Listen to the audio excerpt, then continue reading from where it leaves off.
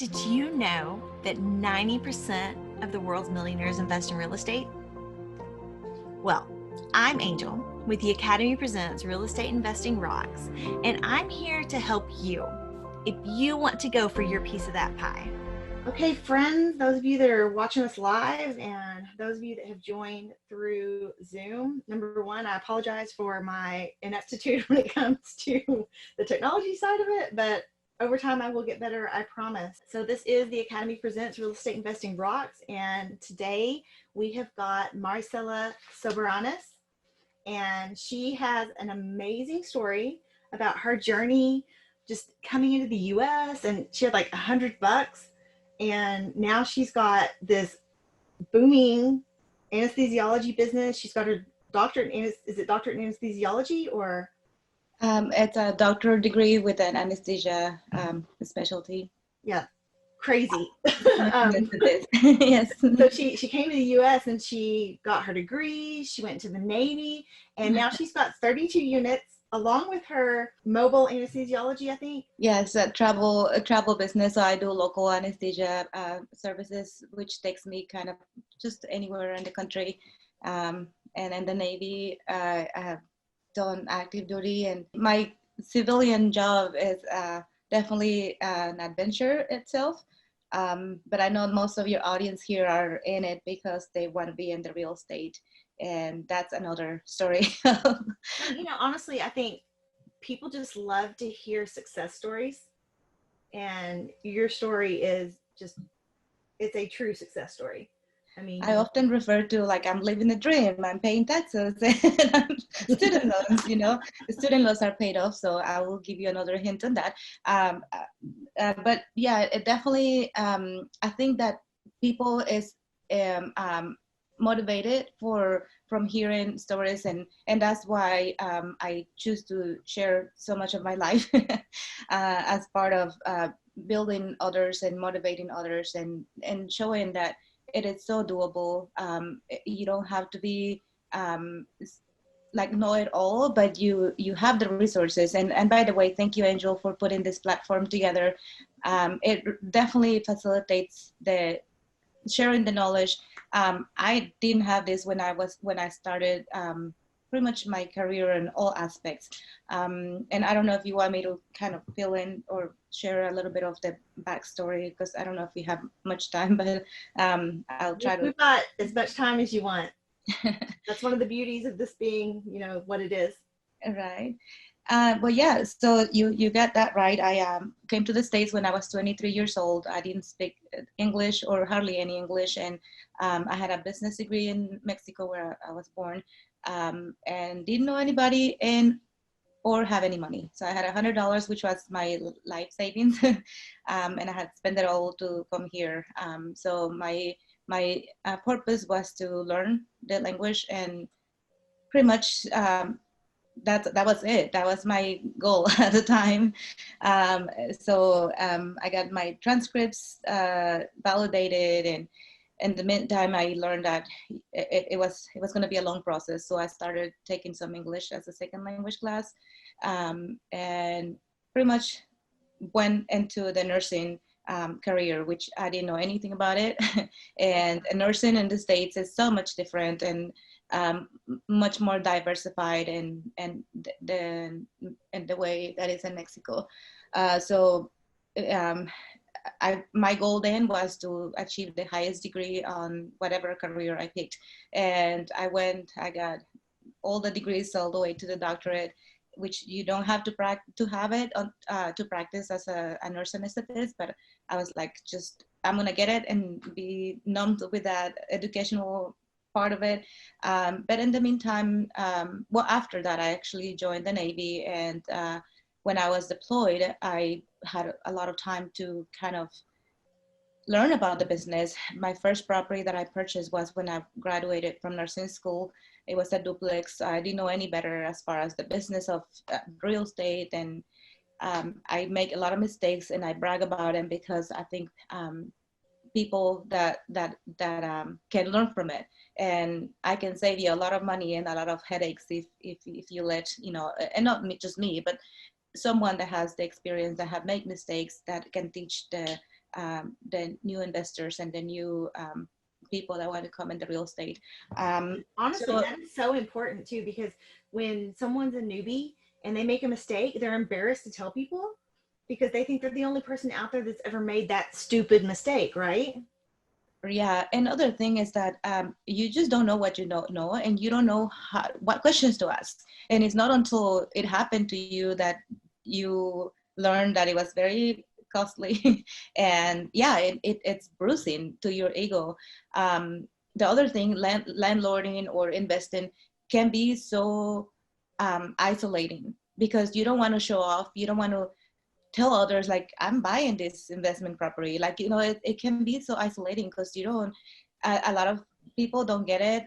Your family might be like, why are you getting all this debt? Like that's not a good thing, and you have to find people that gets the craziness of it because they also can support you. And you're right, you can beat yourself to death if you don't, if you relate to other people that don't get it.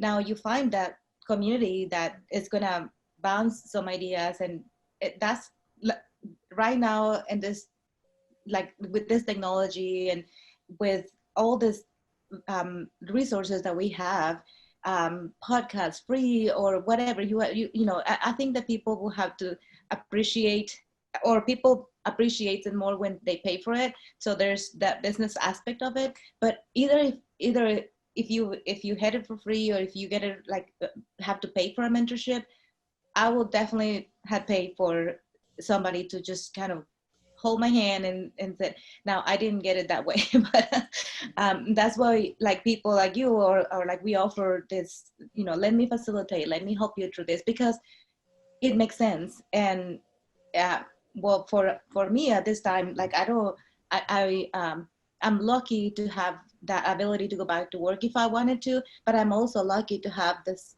second business that doesn't rely on, what everything else in the economy that is going on right now. What do they say? They say the only way to truly become wealthy is to make money while you sleep. Amen And to that. that's real estate. Real estate That gives you that ability, and it's amazing. absolutely. And the leverage that you can use to, you put 20% or whatever percentage that you have to put in an investment, but the bank finances the rest. Like you can go to the market, or to, any other investment to say, I have a 20%, would you finance the rest? Nobody's going to match that. And the stock market or any other investment. And so when I said I did it wrong for years, there's so many things that you can do to take advantage of the taxation laws, and the doing it and running as a business. I always say run your business as a business. If you structure correctly, like there's things that are going now, like the loans that are being, or grants that are being facilitated, but if you are not structured correctly, you just cannot take advantage of that. So there's much more than just buying a house or buying an investment property. You have to be prepared and structured to handle the business as it is. It's a business. And you also, I mean, if you're willing to do hands-on, that's great. But some people, some investors are not. So you have to structure the business as if you're going to leave at any time, and the business still has to be producing. So SOPs or systems that are going to be in place that are going to allow you not just to, run it while you're there, but also when you're not there, that you have that structure and that skeleton. And that takes years to form. Now, if you partner with somebody that has already those systems in place, you might be, able to either borrow or learn from them.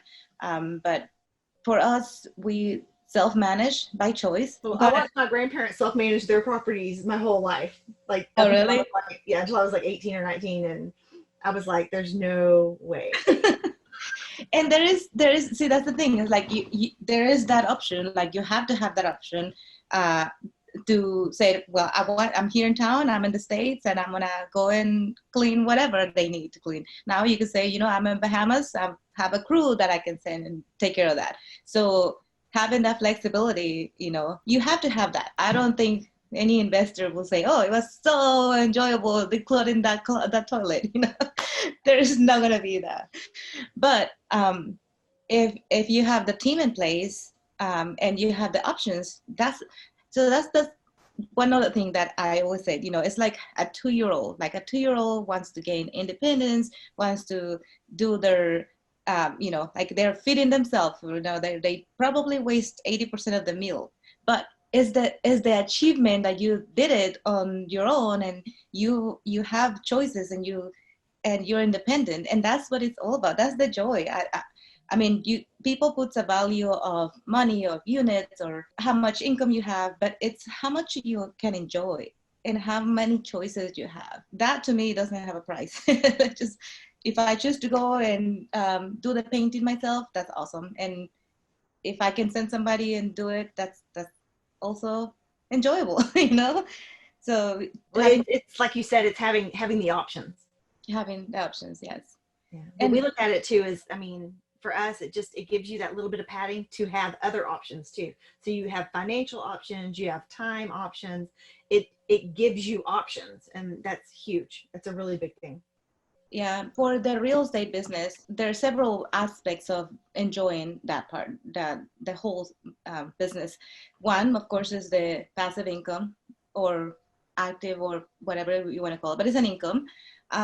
Two is seeing the families move in and enjoy the place that you provide. This is like is one of the most essential needs: a housing, a safe place to live, a clean place to live, and just seeing the families move in and just like this is my house. Like I get like that. Just there's hardly any other feeling that compares to that. When That's they one of the things I like about y'all's name, because it's Uplet. it really embodies those feelings that you're trying to describe right now. So, do you mind telling people about the name and why y'all have it the way it is? Yeah. So the name of the company is Up Plex Living LLC. So Up Plex Living, to us, it reflects the giving the chance to live it up, living, and the chance to just grow. And I don't know, I do have a blog that talks about me growing up, and I describe in that blog how we my mom was a single mother with 8 kids at that time. So it was really difficult for her. I can imagine finding a place for us to live.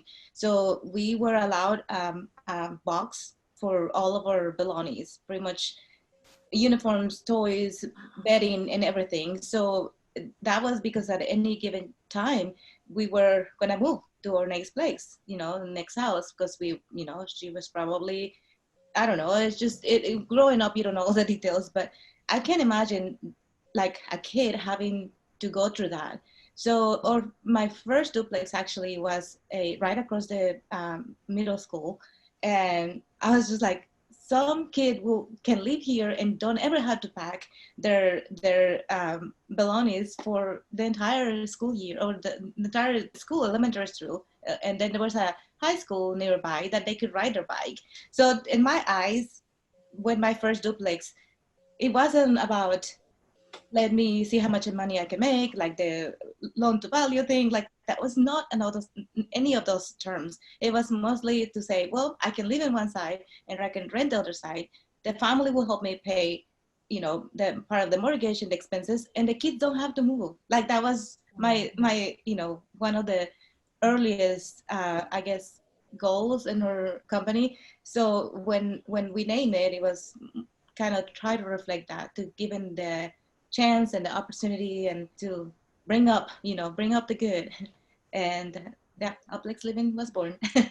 I just when I read it, I was just like, oh, that is amazing. I thought it was really cool, because it's like up because you want people to like basically step up, get a hand up, let me help you up. Yeah. For the plexes, because you have a lot of the smaller multifamily, and just the whole idea was just awesome, and I love the way y'all put it together. So yeah, and that's true. So that, to the investors part of it, the multi-living has been well, diversifying. Yeah, diversifying your portfolio has been a blessing. It dilutes your costs and your risks. So we really liked the multifamilies. So we have a mixture of single family houses, duplexes, fourplexes, and we just recently added an eightplex. But yeah, that was awesome. It's so addicting. I'm telling you. I tell everybody, like, just get through the first deal, like get the first one under your belt. It might not be like the money maker, but it will get you addicted to it. And once that you're in it, just like you just keep rolling. Yeah, you learn from it, even if you have to sell it. I was like that. Even if you don't make money, it gets you the lessons that you need, and it gives you the addiction that you need. And that's all it is. You learn so much. We have done several strategies to acquire. We've done the traditional primary housing or investment housing, and then we've done hard money lending.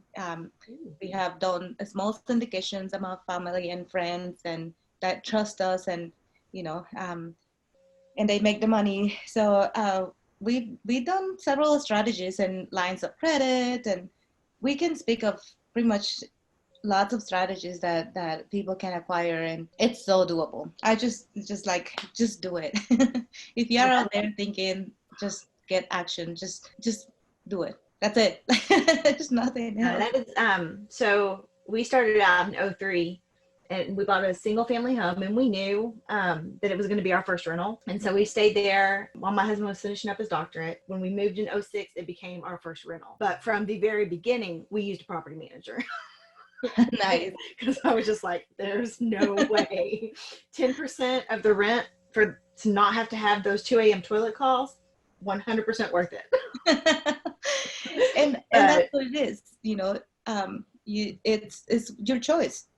And as long as you crush the numbers to make sure that the property is going to cover that expense, that's it. If you have to crush the numbers, and it has to make financial sense for you to go in, and if you choose to keep that 10% and pay for your vacation, that's fine.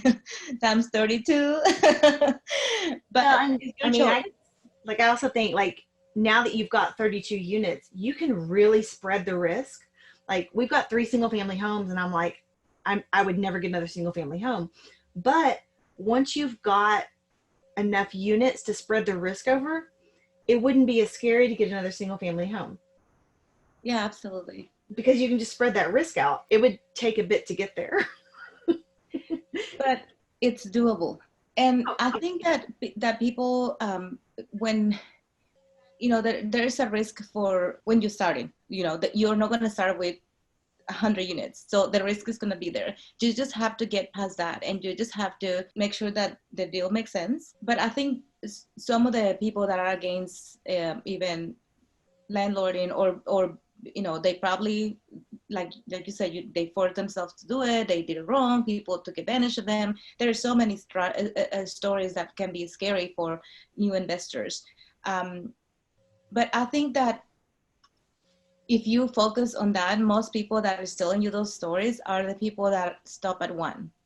And like, one is, especially if it's a single home, you either 100% occupied or 100% not occupied. So that is very scary. Like, if you ask me to put my money in a company that is going to be all performing or not performing, I'll say no. Now you have to get past that.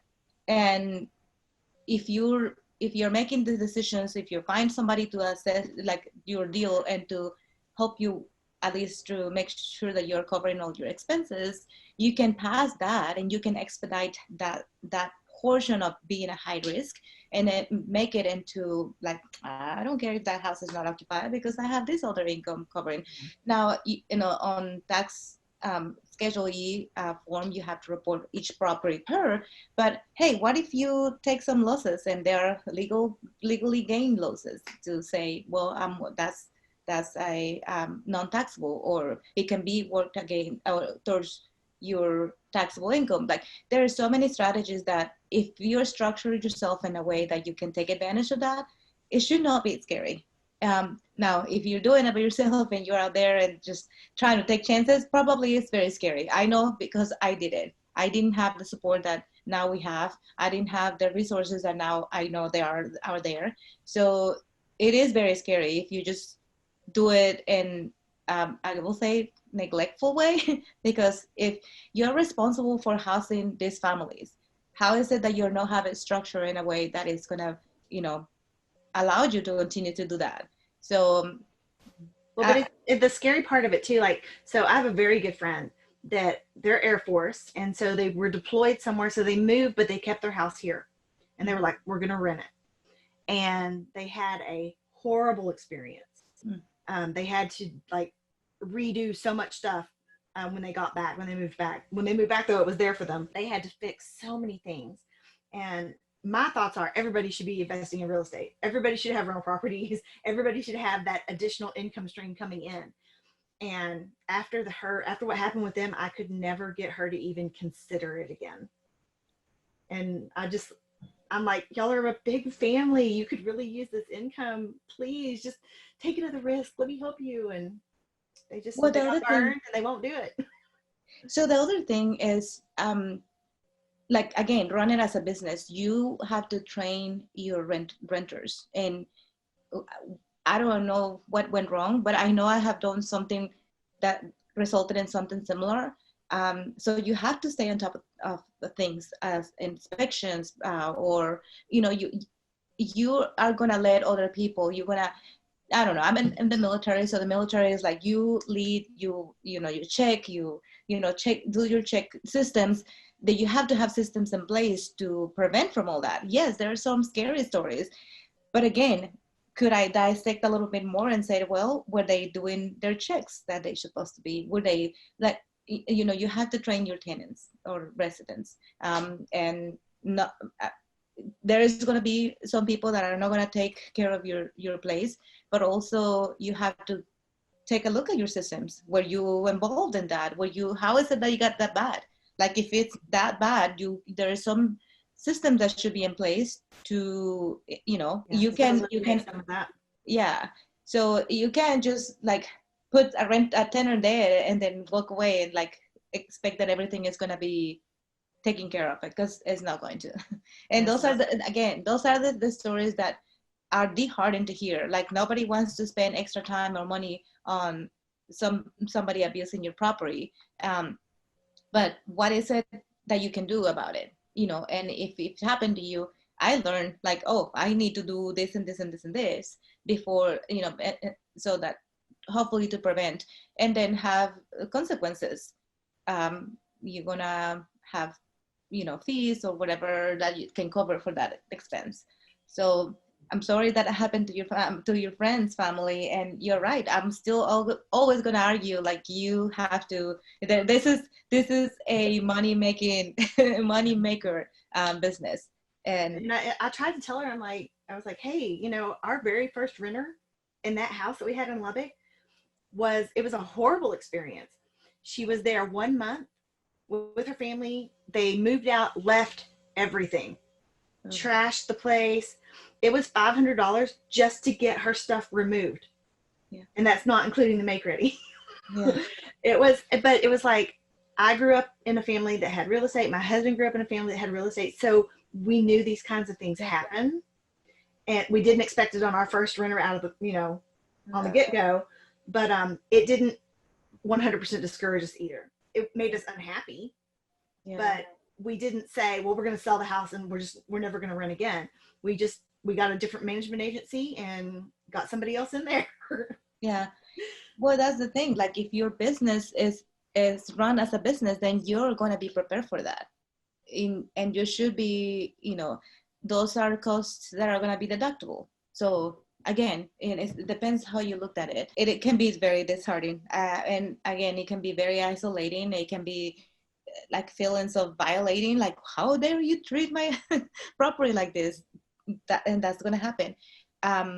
So another thing is, again, networking with people that gets it. Like, it's going to gear you towards, go to the craziness, get another property. Well, but honestly, when you're around other people that invest in real estate, they don't call you crazy. That's You're right. like, do it. Yeah. Woohoo. And that's been one of the neatest things about surrounding myself with people that are in real estate. They're in real estate investing and they want to keep going with it. They have a completely different mindset. Absolutely. And well, I'm lucky to have my husband as a partner. So we manage a portfolio, we bounce ideas back and forth, but not everybody has that. But it's important. Like I can just tell you enough, like how important it is to find a community where you can just, vent yourself or get ideas or get a second eyes of let me run this deal by you. And that the reality is that once that a person reaches the, like, I'm content, I'm good with my life, I want to help others, I want to reach out and help others. And that's, again, that's priceless when you can provide that, when you can mentor somebody to achieve and to get their portfolio running. Is that is just like, there's no price or other joy other than doing medical missions for me. That brings me that same kind of feeling, that seeing other people succeed and do well and build up their own portfolio. And I think that, like what you presented, it really is what some people's gonna just need. Like they just need, like, okay, I'm here, this is the community that you can relate to, this is what we have for you. And again, that wasn't there when I started, but I'm telling you that if you join or you find a group of people where you can relate to and you can bounce ideas, it will save you years on, like, the investment learning process, and a lot of money. A lot of money. I think that overall, the real estate business, it's not just a way to, provide a source of income, but also a way to just challenge yourself. Because it's not easy. It's definitely not easy to put yourself out there, and sometimes you feel like an imposter. Like, is this really going on? Like,